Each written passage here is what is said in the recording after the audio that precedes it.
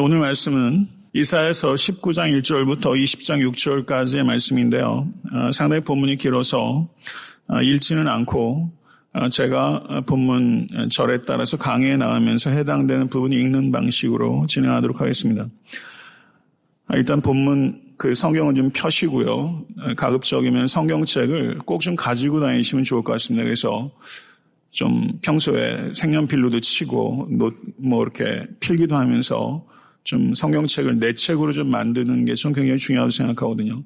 손때도 좀 묻혀가면서 좀 공부하는 것들이 필요하다 봅니다. 이사야서 13장부터 23장까지는 열국에 대한 하나님의 심판의 신탁의 말씀입니다.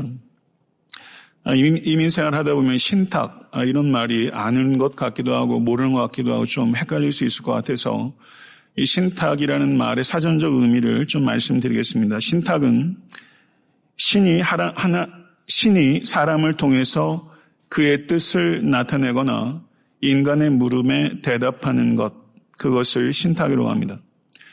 오늘 본 말씀 19장 1절부터 20장 6절까지는 바벨론, 블레셋, 모압, 아람에 이은 열국에 대한 하나님의 심판의 신탁들 가운데 다섯 번째 신탁에 해당하는 애굽에 임할 신탁의 말씀입니다.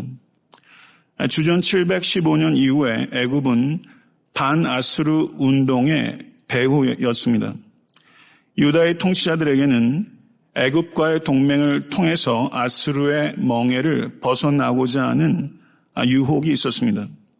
이에 대해서 선지자 이사야는 애굽과의 동맹은 유다의 하등에 도움이 되지 않을 것이며 오히려 유다의 재앙이 될 뿐이다라는 것을 강하게 이야기해왔던 것입니다. 애굽에 대한 신탁의 말씀은 세 부분으로 나누어서 이해할 수 있습니다. 이사야서 19장 1절부터 15절은 애굽의 전적인 와해를 예언합니다. 19장 16절부터 25절은 애굽의 심판이 임한 후 애굽의 치유에 대해서 예언하고 있는 부분입니다.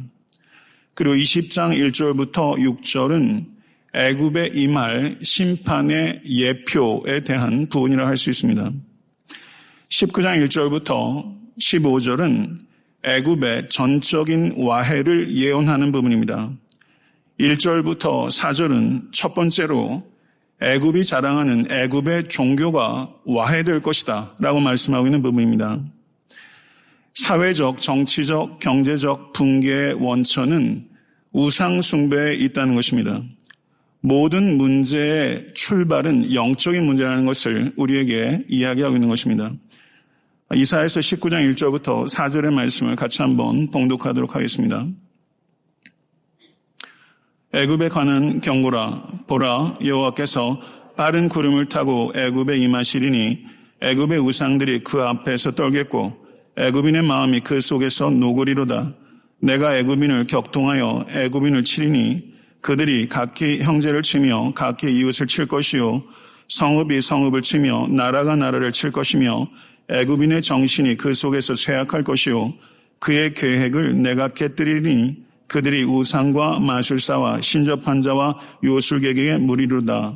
그가 애굽인을 잔인한 주인의 손에 붙이시리니 포악한 왕이 그들을 다스리리라. 주 만군의 여호와의 말씀이니라. 이렇게 말씀하고 있습니다. 이사야서 19장 1절부터 4절을 보게 되면 여기 애굽이란 표현이 4번 등장하는 것을 3번 등장합니다. 그리고 이집션 애굽인에 대한 언급이 5번 등장합니다. 애굽에 대한 표현이 3번, 애굽인에 대한 표현이 5번. 이렇게 불과 4절에 이집트, 이집션 이런 말이 8번 등장함으로 인해서 이사야는 무엇을 강조하는 것일까요? 그것은 애굽에 대한 하나님의 심판이 마치 못이 박힌 것처럼 분명하다는 것을 강조하고 있는 것입니다. 여기에서 하나님께서 빠른 구름을 타고 애굽에 임하시리니 라는 표현이 있는데 이것은 자연에 대한 하나님의 주권과 권능을 표현하는 것입니다.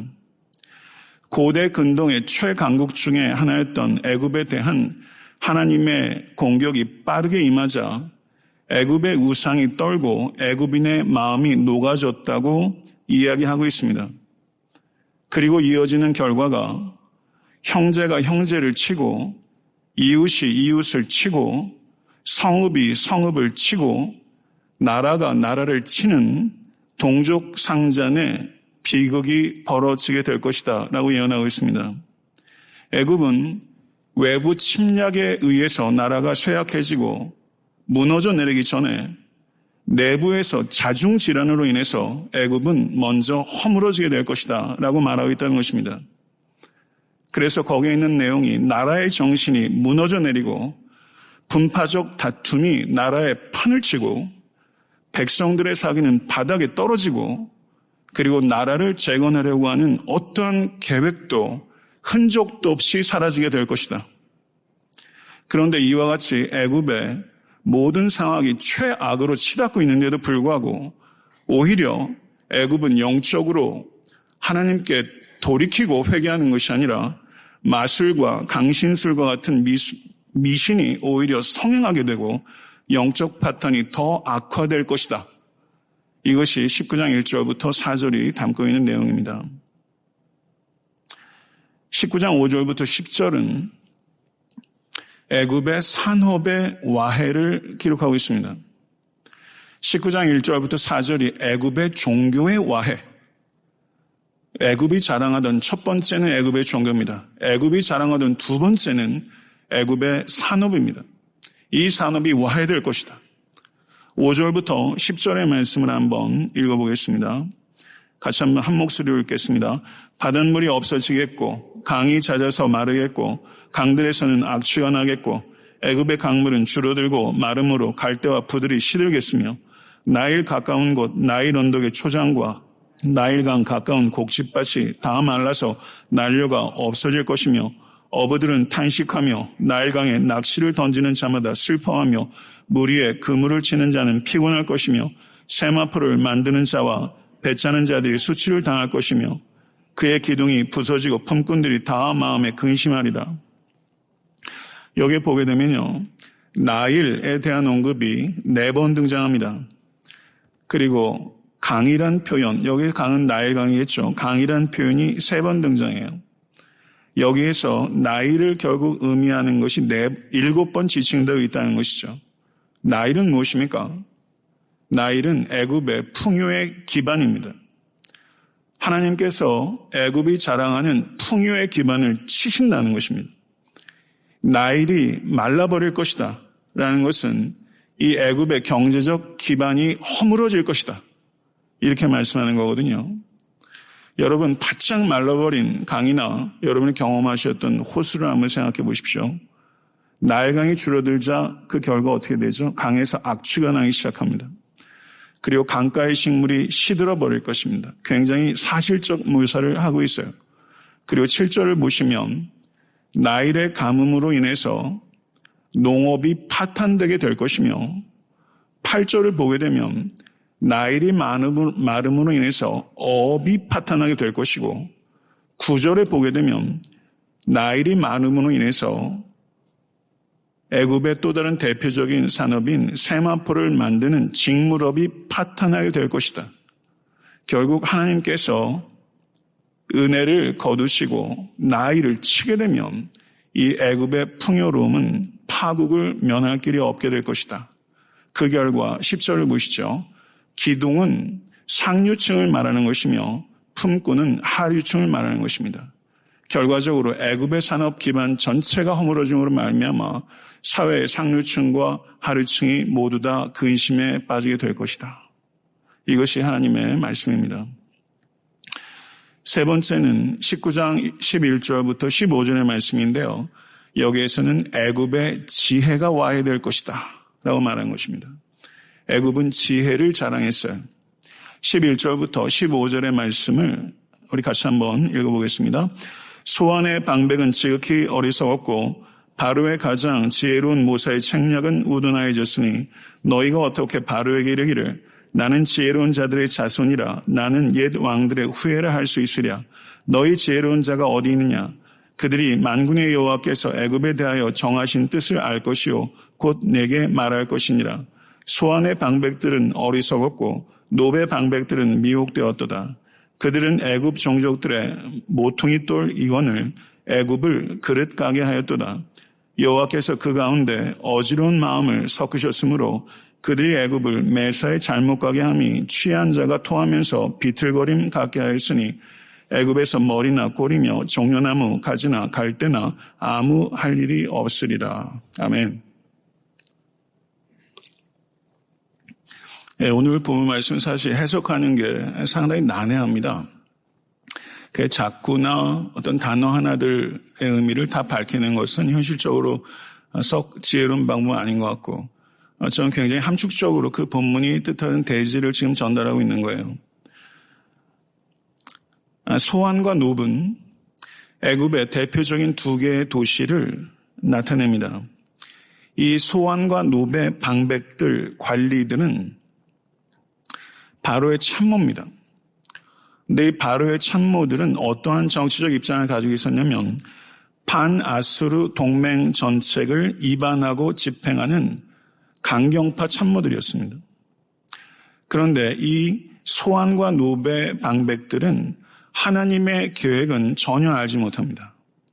하나님의 계획에 관심이 없다고 해야 될 것입니다.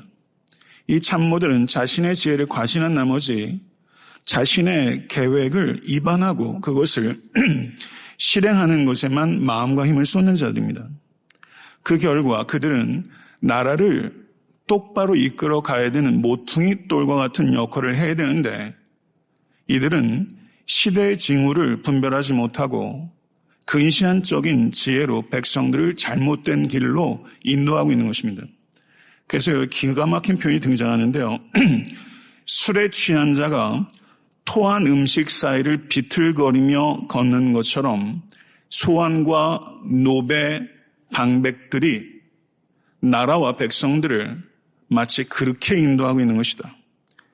성도 여러분, 이것이 여호와를 경외하지 않는 세상 지혜의 한계라는 것을 진실로 깨닫는 여러분과 제가 될 수 있게 되기를 간절히 바랍니다.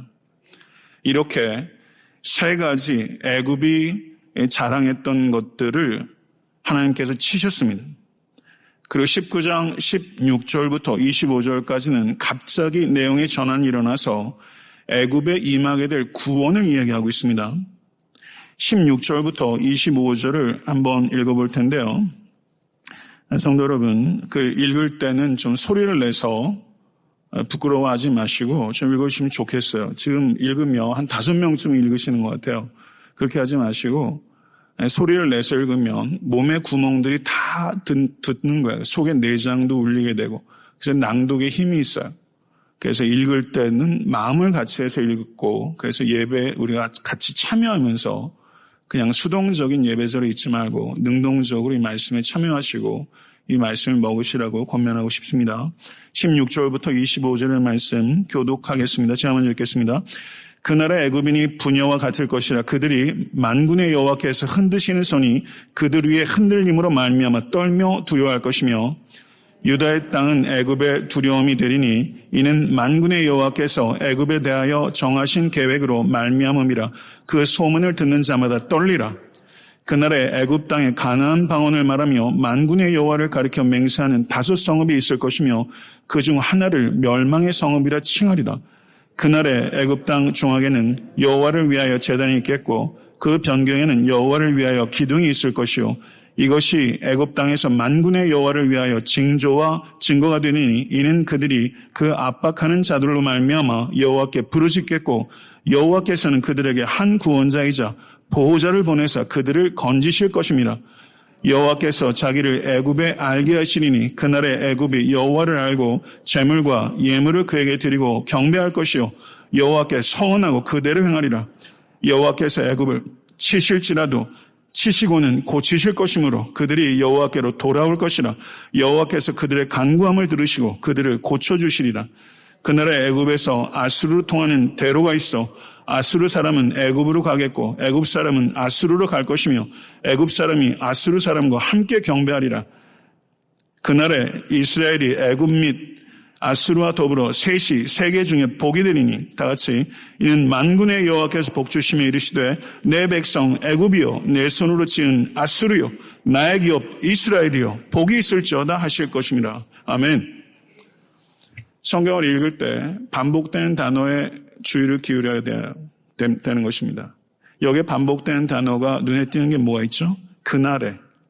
그날에란 말이 5번 반복되고 있는 것을 찾으셔야 돼요. 그 다음에 여기에 강조되고 있는 표현이 하나님을 지칭할 때 만군의 여호와 하나님, 만군의 여호와 하나님이라는 말이 반복되는 것을 볼 수 있습니다. 그날에로 시작되는 이 5개의 센텐스, 이것이 이 부분을 구성한 5개의 작은 내용들이다. 세부적인 내용이라고 볼 수 있고요. 그럼 이 그날은 언제인가? 연대를 정확하게 확정할 수는 없으나 마지막에 이 말 여호와의 날, 구약의 예언서에 특히 강조되고 있는 여호와의 날인 것입니다. 이 단락에서 반복되는 호칭이 만군의 여호와, 만군의 여호와의 호칭은 굉장히 중요한 것입니다. 이 만군의 여호와라는 표현이 이사야서에 59번 등장합니다. 그런데 19장에 많이 등장해요. 19장 4절에 한 번 등장했습니다. 만군의 여호와. 그리고 19장 12절, 16절, 17절, 18절, 20절, 25절 이렇게 거의 붙어서 만군의 여호와가 7번 등장해요. 이 만군의 여호와라는 호칭은 하나님께서 이스라엘의 하나님을 넘어서서 우주와 역사의 주인이시라는 것을 고백할 때 만군의 여호와라고 고백하는 것입니다. 믿으십니까? 하나님은 이스라엘의 언약의 하나님일 뿐만 아니라 이스라엘을 뛰어넘어서 온 우주와 역사의 주인이십니다. 이것을 진실로 믿으시는 여러분과 제가 될 수 있게 되기를 바랍니다. 16절과 17절, 거기에 그날에로 이끄는 첫 번째 센텐스가 16절과 17절인데요. 이것은 1절부터 15절에 기록되어 있는 애굽의 전적인 와해를 이어받고 있어요.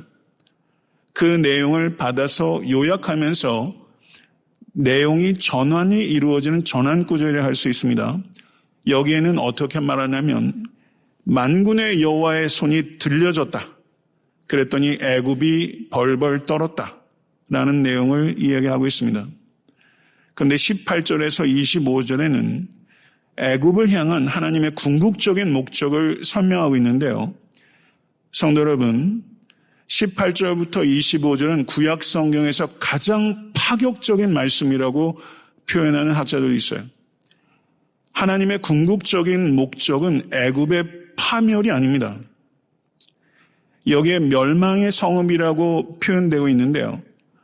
태양신을 숭배하던 멸망의 성읍에조차 여호와 하나님께 예배드리는 제단이 세워질 것이며 이스라엘의 국경지대에는 여호와 하나님을 위한 기념비가 세워져서 하나님께 대한 충성을 나타내게 될 것이며 애굽의 성읍에서 히브리어를 가나안 방언이라고 표현되고 있지 않습니까? 애굽의 성읍에서조차 히브리어를 구사하는 신실한 여호와의 백성으로 그 성읍이 채워지게 될 것이다. 이것이 하나님의 예언입니다. 그래서 애굽의 역사는 곧 하나님의 구속사가 될 것이다. 하나님의 구속사가 단지 이스라엘에게만 국한된 것이 아니라 온 우주와 역사에 대한 하나님의 계획이 곧 구속사이고 애굽의 역사가 하나님의 구속사에 접목되게 될 것이다 라고 이사야가 지금 말하고 있는 것입니다. 그래서 하나님께서는 이 애굽을 이스라엘처럼 대우하실 것이며 애굽이 압제자로 인해서 신음하고 부르짖을 때 하나님께서 출애굽 당시 이스라엘이 부르짖을 때 하나님께서 그들을 권념하시고 한 구원자인 모세를 보내셨던 것처럼 애굽이 부르짖을 때 하나님께서 애굽을 위해서 구원자를 보내시겠다고 이야기를 하고 있습니다. 그리고 하나님께서 애굽인들을 아브라함의 자녀처럼 언약 백성으로 간주하시고 대우하실 것이다 라고 말하고 있어요. 그리고 21절에는 하나님께서 이스라엘에게 자신을 알게 하신 것처럼 애굽 사람에게도 자신을 알게 하실 것이다 라고 말씀합니다. 그러자 애굽인들이 여호와께 제물을 드려 경배하게 될 것이다. 이렇게 말하고 있는 것이죠. 22절을 보세요. 같이 한번 읽어보겠습니다. 여호와께서 애굽을 치실지라도 치시고는 고치실 것이므로 그들이 여호와께로 돌아올 것이라. 여호와께서 그들의 간구함을 들으시고 그들을 고쳐주시리라. 아멘. 여기에 하나님의 궁극적인 목적, 하나님의 궁극적인 마음이 여기 있는 거예요. 하나님의 궁극적인 목적은 애굽을 치는 게 아니에요. 애굽을 치신 후에 그들을 치유하시는 거예요. 이게 하나님이 애굽을 향한 마음이요. 이것이 길 잃은 양무리와 같은 우리를 향한 마음이에요. 하나님의 궁극적인 목적은 심지어 애굽을 향해서도 치유에 있다는 것입니다. 그리고 23절을 보세요. 그 나라 애굽에서 아수르로 통하는 대로가 있게 된다. 하나님께서 애굽을 하나님의 백성으로 거듭난 애굽인들이 아수르로 통하는 대로를 만들어 이 반아수르 동맹의 정치적 배후에는 애굽이 있는데 이 애굽이 하나님의 백성으로 거듭난 후에는 적대국인 아수르를 향한 대로를 만들고 서로 소통하고 교통해서 애굽에서 아수르로 사람이 가고 아수르에서 애굽으로 사람이 오는, 그래서 이 애굽이 세계 평화를 주도하는 역할을 하게 될 것이다. 이렇게 이야기하고 있는 거예요. 애굽의 변화가 아수르의 변화를 이끌어내는 것입니다. 성도 여러분, 애굽의 변화가 아수르의 변화를 촉발시키는 것처럼 하나님께서 나의 변화를 통해서 내 원수의 변화를 촉발하시기를 원하시는 것을 믿으실 수 있게 간절히 축원합니다. 그러자 아수르도 감동하여 애굽과 변화의 대열에 동참하게 돼서 애굽과 아수르가 모두 다 함께 이스라엘 백성과 같이 여호와 하나님께 경배하게 될 것이다. 이 두 나라, 아수르와 애굽은 폭력적인 나라고 패권적인 제국주의를 표방하는 대표적인 나라입니다. 그런데 이들이 폭력적이고 패권적인 제국주의를 버리고 이스라엘과 함께 정의롭고 평화로운 복된 나라를 형성하게 될 것이다. 세계의 갈등과 전쟁의 진원지였던 이 애굽과 아수르가 전쟁의 진원지가 아니라 복의 근원지가 되게 될 것이다. 이것이 하나님의 예언입니다. 전쟁의 진원지가 복의 근원지가 되게 될 것이다. 이게 얼마나 혁신적입니까? 이것이 실제 삶 속에서 실현될 수 있는 일입니까? 25절을 한번 같이 한번 읽어보겠습니다. 25절 깊이 생각하면서 한번 큰 소리로 한번 읽어보겠습니다. 만군의 여호와께서 복주시며 이르시되 내 백성 애굽이여 내 손으로 지은 아수르여 나의 기업 이스라엘이여 복이 있을지어다. 아멘. 애굽에 대한 심판을, 애굽의 전적인 와해를 19장 1절부터 15절에 이야기를 하셨는데 여기에서 하나님은 너무나 혁신적인 이야기를 하시면서 애굽에 대한 축복, 그리고 이 당시는 이미 아수르가 북이스라엘을 삼켜버린 상태입니다. 그런데도 이 애굽과 아수르에 대한 조롱으로 끝나지 않고 이 이사야의 예언은 애굽과 아수르를 향한 놀라운 혁신적인 축복으로 예언을 하고 있는 거예요. 구약 성경에서 가장 파격적인 본문이라고 할 수 있어요. 이 말씀을 통해서 우리는 이사야가 단지 이스라엘만을 위한 예언자가 아니라 이사야는 온 세계 만민을 위한 예언자였다고 결론을 내려도 무방합니다. 이사야는 온 세계 만민을 위한 예언자였어요. 이런 일이 현실 속에서 기대할 수 있습니까? 이런 일들이 일어났습니까? 불가능해 보이는 미래입니다. 인간의 지혜로는 전망조차 할 수 없는 미래예요. 그렇지만 하나님께서 이러한 미래, 결국 애굽과 아수르는 물리적인 이 두 나라를 의미한다기보다는 패권과 폭력으로 세계를 군림하려고 있는 두 나라, 상징적인 나라라고 할 수 있겠고, 하나님의 뜻 가운데서 이 나라가 서로 대로가 열리고 소통하고 교통하는 완전한 평화가, 샬롬이 이 세상에 임하게 될 것이다.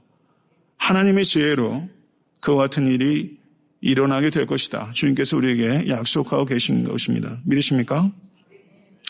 성도 여러분, 여러분과 제가 이와 같은 하나님의 비전에 사로잡힐 수 있게 되길 간절히 소원합니다. 도저히 현실에서 일어날 것 같지 않는 이와 같은 일들이 하나님의 비전에 사로잡힌 사람, 그래서 내 능력으로서가 아니라 하나님의 영에 의지해서 하나님의 구속사의 통로로 헌신한 일을 통해서 이런 일들이 실체를 드러나게 될 줄은 믿습니다. 성도 여러분, 역사상 이스라엘을 지배한 나라들이 5나라들이 있어요. 어떤 나라들일까요? 애굽, 아수르, 바벨론, 페르시아, 헬라입니다. 역사상 이스라엘을 지배했던 나라예요. 그런데 이들 5나라들이 위치하고 있던 그 땅에서 발굴된 여러 고고학적인 문서들을 보게 되면 이 5제국들의 어떤 문서에도 세계 만민의 고통에 대해서 애통해하고 세계 만민이 짓는 죄악에 대해서 분노하고 그리고 만민의 회복에 대해서 소망하는 내용은 이 5제국 어떤 문헌에도 기록되어 있지 않아요. 그런데 이 5제국의 압제 안에서 신음했던 폭풍 앞에 촛불과 같았던 이 이스라엘의 문헌 그리고 이 이사야에는 피지배 민족이었던 이 이스라엘의 이 이사야서에는 세계 만민에 대한 진정한 관심이 있고 그들이 죄로부터 돌이킬 것을 촉구하는 내용이 있고 그들의 미래에 대한 회복에 대한 예언으로 기록되어 있다는 것이죠. 너무 놀랍지 않습니까? 출애굽기 19장 5절과 6절을 한번 우리가 보겠습니다. 출애굽기 19장 5절과 6절입니다. 출애굽기 19장 5절과 6절. 네, 다 같이 읽겠습니다. 세계가 다 내게 속하였으니 너희가 내 말을 잘 듣고 내 언약을 지키면 너희는 모든 민족 중에서 내 소유가 되겠고 너희가 내게 대하여 제사장 나라가 되며 거룩한 백성이 되리라. 너는 이 말을 이스라엘 자손에게 전할지니라. 아멘. 세계가 다 여호와 하나님께 속한 줄로 믿습니다. 이사야가 단지 이스라엘의 예언자가 아니라 세계 만민을 위한 예언자라고 말하시는 이유는 무엇입니까? 하나님은 세계 만민의 주권자이신 만군의 여호와 하나님이시기 때문입니다. 믿으십니까? 세계 가운데 하나님께서 이스라엘을 택하신 것은 이스라엘만을 복주시기 위해서가 아니라 이스라엘을 통해서 세계 만민을 복주시기 원하셨기 때문입니다. 하나님의 관심은 처음부터 세계 만민이었습니다. 그렇기 때문에 유린당하는 작은 나라의 예언자들이 세계의 운명에 관심을 가지고 있었다는 것이죠. 세계 만민이 여호와 하나님의 것이라는 것을 믿기 때문입니다. 성도 여러분, 이와 같은 관점, 이와 같은 역사관을 갖는 여러분과 제가 될 수 있게 되기를 간절히 축원합니다. 20장 1절부터 6절을 보게 되면 애굽을 신뢰하는 일이 얼마나 어리석은지를 언급하고 있는 부분인데요.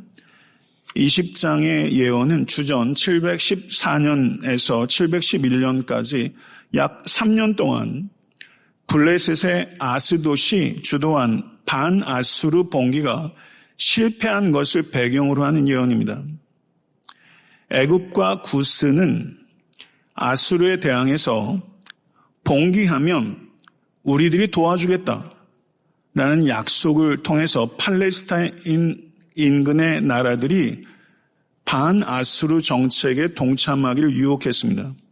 그래서 이 유혹에 넘어가서 블레셋의 아스돗이 아수르의 반기를 들었습니다. 그래서 20장 1절을 보게 되면 아수르의 사르곤 왕이 다르단이라는 사령관을 보내서 아스돗을 공격했고 아스돗을 아수르의 속주로 편입시켜버렸습니다. 그리고 역사적 배경을 보게 되면 이 아스돗의 왕이 애굽으로 도망쳐버렸는데 애굽이 아수르의 반대해서 봉기를 일으키면 도와주겠다고 했는데 싹 바꿔서 아스돗 왕을 사로잡아서 아수르로 보내버렸습니다. 도와주겠다고 했던 애굽이 도와주기는커녕 도망쳐온 자를 인질로 아수르로 보내버리게 된 것이죠. 이것이 애굽이라는 것입니다. 이때 하나님께서 이사야에게 말씀하셨어요. 20장 2절을 보시기 바랍니다. 20장 2절. 갈지어다 내 허리에서 배를 끌고 내 발에서 신을 벗을지니라. 이 하나님의 말씀에 이사야는 즉각적으로 순종해서 3년 동안 벗은 몸과 벗은 발로 다녔다. 말하자면 요즘 한국에서 많이 하는 1인 시위를 벌인 거예요. 1인 시위를 했는데 벗은 몸으로, 이게 완전히 네이키드, 완전히 옷을 벗은 건지 아니면 겉옷을 벗고 속옷만을 입고서 이렇게 했는지, 좀 후자 쪽이라고 생각하고 후자이기를 바랍니다.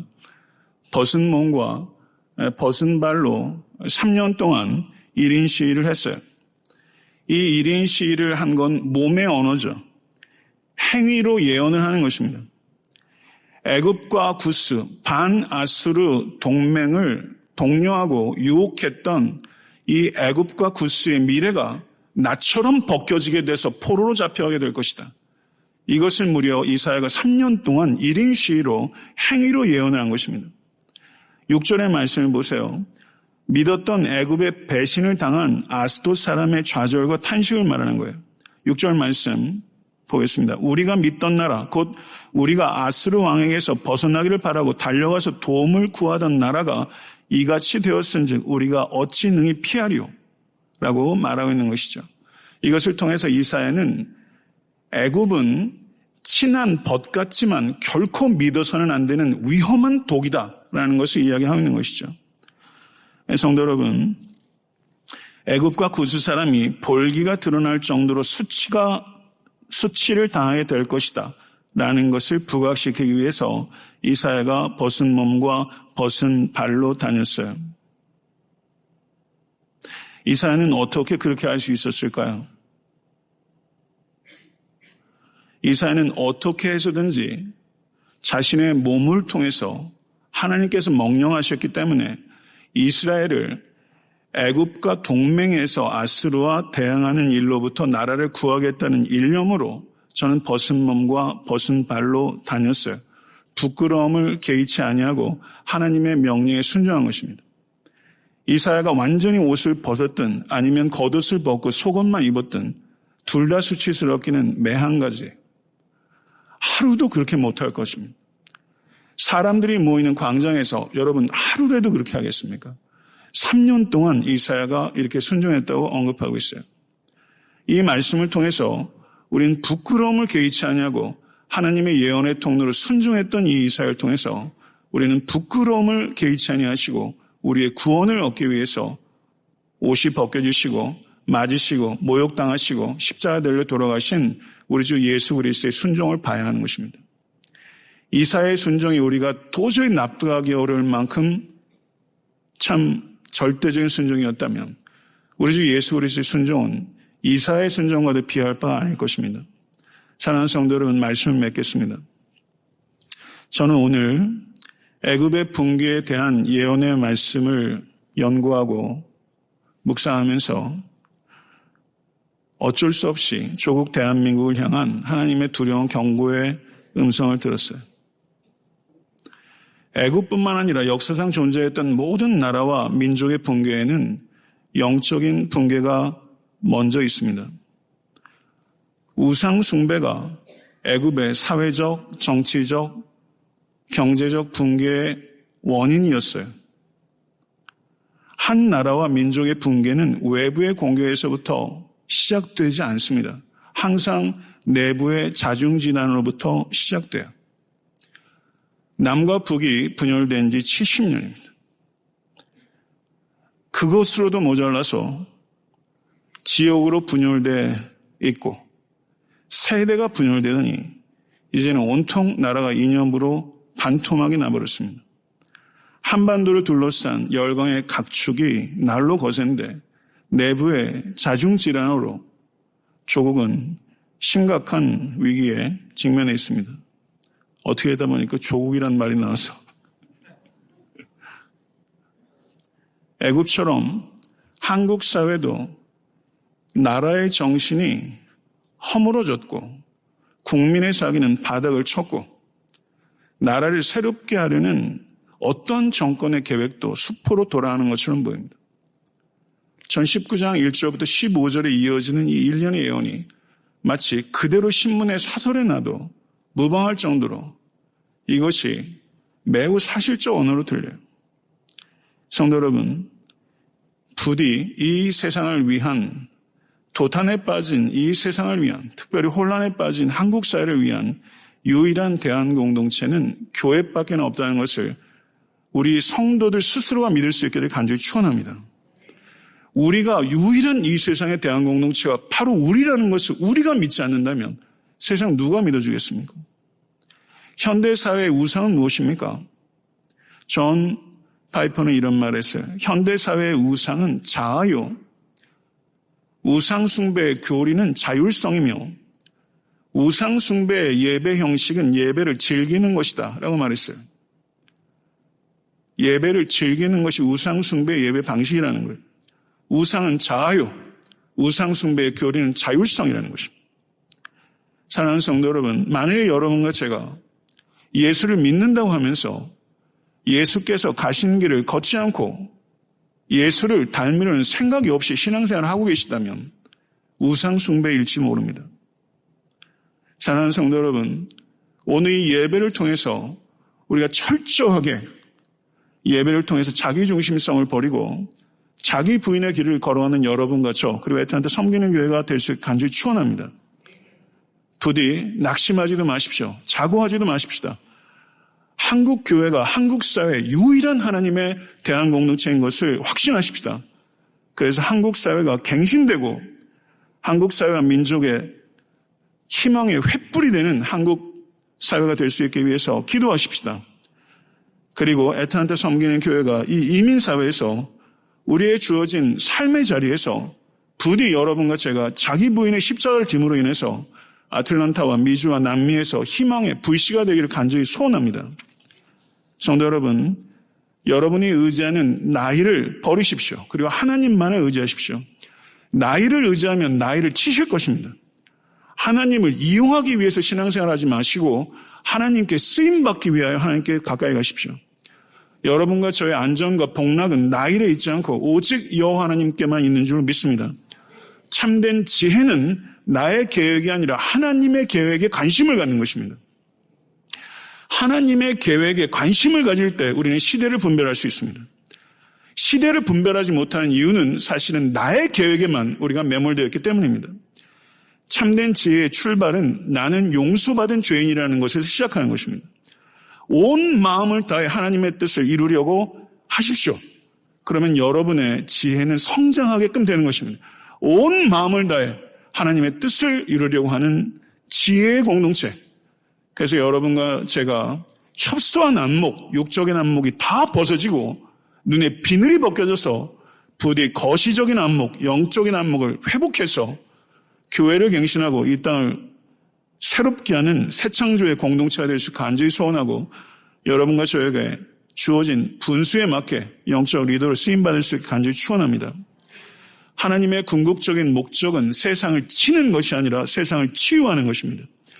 우주와 역사의 주권자이신 만군의 여호와 하나님께서 창조 세계를 치유하고 계시는데 믿으십니까?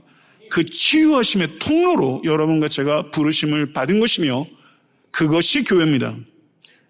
우리는 세상의 현실을 직시하고 세상의 죄악에 아파하고 진정한 관심과 책임감을 가지고 치유할 수 있는 유일한 공동체, 교회입니다. 믿으십니까? 이사야가 모든 열방을 위한 예언자였던 것처럼 사랑하는 성도 여러분, 저는 조국 대한민국의 교회가 한민족만을 위한 교회가 아니라 모든 나라와 열방을 위한 교회가 될 수 있게 간절히 소원하고 우리 애타한테 섬기는 교회가 그것이 교회라면 우리 교회 역시 우리만을 위한 공동체가 아니라 이 땅을 위한 공동체, 미주와 남미를 위한 하나님의 선물이 되겠다는 그런 의식을 갖는 여러분과 제가 될 수 있게 간절히 축원합니다. 애굽과 아수르 절대 화해하지 못하는 두 나라입니다. 전쟁의 진원지에서 축복의 근원지로 하나님께서 바꾸십니다. 믿으십니까? 이것이 비전입니다. 이것을 거룩한 비전이라고 하는 것입니다.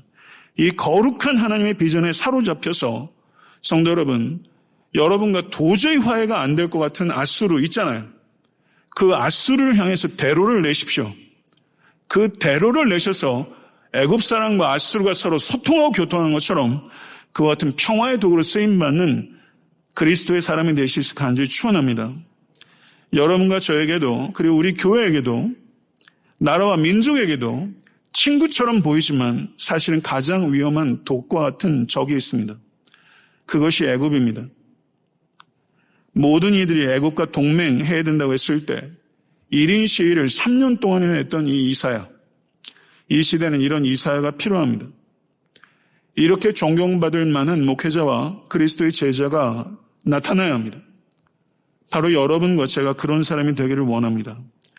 하나님의 명령이라면, 하나님의 뜻을 이루는 것이라면 내 자신의 체면과 부끄러움 따위는 아랑곳하지 않고 이사야처럼 3년이라도 벗은 몸과 벗은 발로 걸어 다닐 수 있는 사람. 하나님의 뜻이라면 3년 동안 이 땅에 성육신하셔서 3년이라는 공생의 기간 동안에 인자는 머리 둘 곳도 없도다 얘기하셨던 우리 주님처럼 끝까지 십자가를 향해서 부끄러움을 개의치 않으셨던 우리 그리스도, 그 그리스도처럼 여러분과 제가 순종하는 성도와 교회가 될 수 간절히 소원하고 그렇게 할 수 있을 때 이 땅의 희망은 다시 불타오르게 될 줄로 믿습니다. 이 믿음을 갖는 여러분과 저 믿음의 사람 될 수 있게 간절히 소원합니다.